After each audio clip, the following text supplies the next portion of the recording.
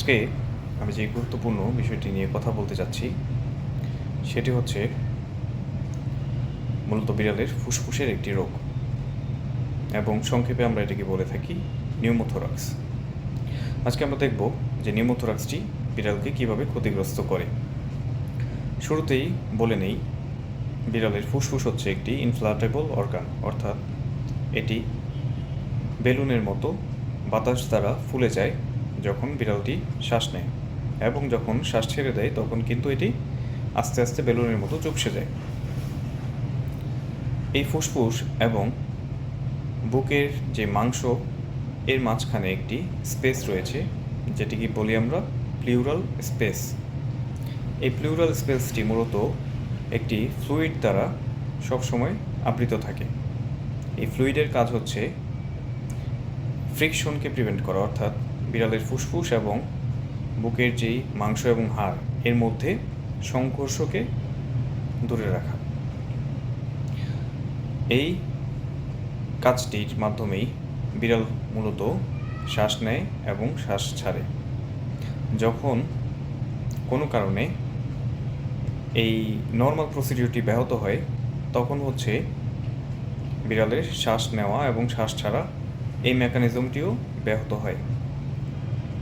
শুরুতেই যে কারণে নিউমোথোরাক্স হতে পারে তার মধ্যে একটি কারণ হচ্ছে ফল ইনজুরি, অর্থাৎ খুব উঁচুতলা থেকে যখন একটি বিড়াল পড়ে যায় তখন সর্বপ্রথম যেটি হয় সেটি হচ্ছে বিড়ালের বুকে মারাত্মক আঘাত পায়, এবং এই আঘাত কিন্তু প্লিউরাল স্পেসে থাকা যে ফ্লুইড সেটি কিন্তু প্রিভেন্ট করতে পারে না, এবং প্রিভেন্ট না করতে পারার কারণে লাংসের ওয়াল এবং বুকের যে হাড় সেটির মধ্যে মারাত্মক সংঘর্ষের কারণে লাংসের ক্ষত তৈরি হয়।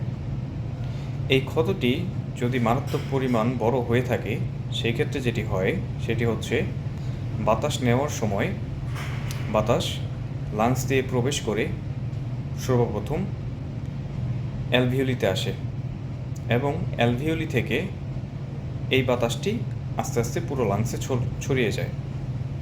কিন্তু যখন লাংসে ফুটা হয়ে যায় তখন এই ছড়িয়ে যাওয়া বাতাস কিন্তু লাংস এর বাইরে চলে যায়, এবং বাইরে চলে যাওয়ার কারণে বডিতে যেই পরিমাণ অক্সিজেন সাপ্লাই দেওয়ার প্রয়োজন হয় একটি নির্দিষ্ট সময়ে, সেই অক্সিজেনটি আস্তে আস্তে কমতে থাকে এবং হাইপোক্সিয়া সৃষ্টি হয়। অন্য একটি কারণে এই সেম প্রবলেমটি হতে পারে, সেটি হচ্ছে বিড়ালটি যদি কোনো একটি বড় অ্যানিমেল দ্বারা, অর্থাৎ কুকুর দ্বারা যদি শিকারের পরিণত হয় তখন কুকুর সর্বপ্রথম যেটি করে সেটি হচ্ছে বিড়ালটিকে কামড়ে ধরে, এবং এই কামড় থেকে পারফোরেটেড উন্ডের মাধ্যমে বিড়ালের বাইরের যেই চেস্ট ওয়াল থাকে, অর্থাৎ বিড়ালের যে বুকের মাংস সেটি কিন্তু ফুটা হয়ে যায়।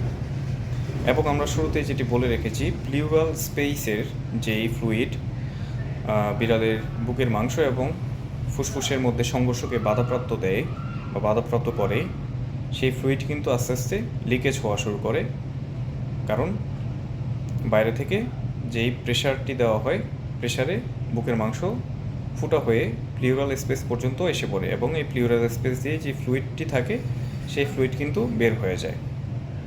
তখন যেটি হয় সেটি হচ্ছে লাংস ইনফ্লেট করার সময়, অর্থাৎ বাতাস নেওয়ার সময় এই লাংসটি যখন আস্তে আস্তে ফুলে তখন কিন্তু বাইরে থেকে যেই ফ্লুইডের প্রেশার, অর্থাৎ প্লুরাল স্পেসের যে ফ্লুইডের প্রেশার চেস্ট ওয়ালকে আটকে রাখে, লাংস থেকে আটকে রাখে, অর্থাৎ ফুসফুস থেকে দূরে রাখে, সেটি কিন্তু আর সম্ভব হয় না। তখন এই চেস্ট ওয়াল এবং ফুসফুসের মধ্যে প্রতিনিয়ত শ্বাস নেওয়ার সময় সংঘর্ষ হয়, এবং এই সংঘর্ষের কারণে আস্তে আস্তে লাংসের অ্যালভিওলি নষ্ট হতে শুরু করে। অন্য একটি কারণ যেটি খুব রেয়ার সেটি হচ্ছে লাংসের কোনো ধরনের ওয়ার্মস, অর্থাৎ লাংসের বা ফুসফুসের যদি কোনো ধরনের কৃমি থাকে সেই কৃমি কিন্তু ওয়াল ভেদ করে বাইরে বের হয়ে যায়, এবং লাংসের যখন ফুটো হয়ে যায়, সেই ফুটো দিয়ে ইনহেল করা বাতাস, অর্থাৎ শ্বাস নেওয়ার সময় যে বাতাসটি অক্সিজেনটি লাংসে প্রবেশ করে সেটি এই ফুটো দিয়ে বাইরে চলে যায়। এবং যখন এই কৃমি লাংসের ওয়াল ফুটো করে ফেলে, তখন একই সাথে শুধু বাতাস নয়, কিছু পরিমাণ লাংসে তৈরি হওয়া যে ফ্লুইড, সেই ফ্লুইডটিও কিন্তু ফুটো দিয়ে বাইরে চলে যায় এবং এটি চেস্ট ওয়াল এবং লাংসের মাঝখানে যে প্লুরাল স্পেস, সেই প্লুরাল স্পেসে আটকে পড়ে। এবং এই আটকে পড়ে যাওয়া ফ্লুইড এবং বাতাস, এই দুইটির প্রেশারের কারণে লাংসের উপর মারাত্মক ধরনের প্রেশার সৃষ্টি হয়। এবং এই প্রেশারের কারণে একটি সময় যেয়ে দেখা যায় লাংস আর এক্সপ্যান্ড করতে পারে না, অর্থাৎ বাতাস নেওয়ার জন্য যে পরিমাণ বড় হওয়া দরকার সেই পরিমাণ বড় ফুসফুসটি হতে পারে না। এজন্য শ্বাসকষ্ট সৃষ্টি হয়।